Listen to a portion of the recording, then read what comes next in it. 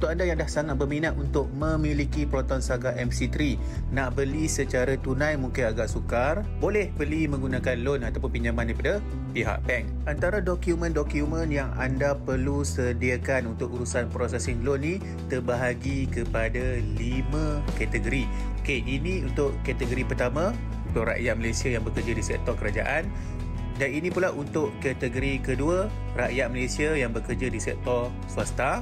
Dan ini kategori ketiga, rakyat Malaysia yang bekerja di sektor swasta tapi ada beza sikit dengan kategori kedua. Yang ini untuk mereka yang gaji tidak tetap. Maksudnya gaji dia ada naik ada turun.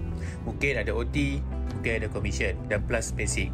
So that's why bank akan minta 6 bulan dokumen. So ini untuk kategori ketiga. Sebab apa? Pihak bank nak tengok purata pendapatan selama setengah tahun untuk mereka gaji yang ada naik turun setiap bulan, gaji yang tidak tetap.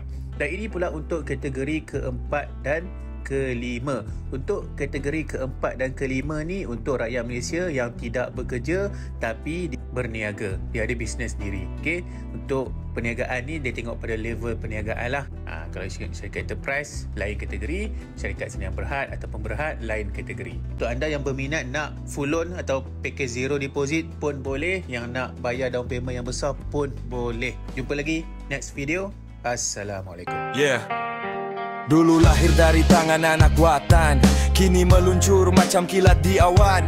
MC Tria, wajah baru menawan, kuasa satanua hati pun bergetaran.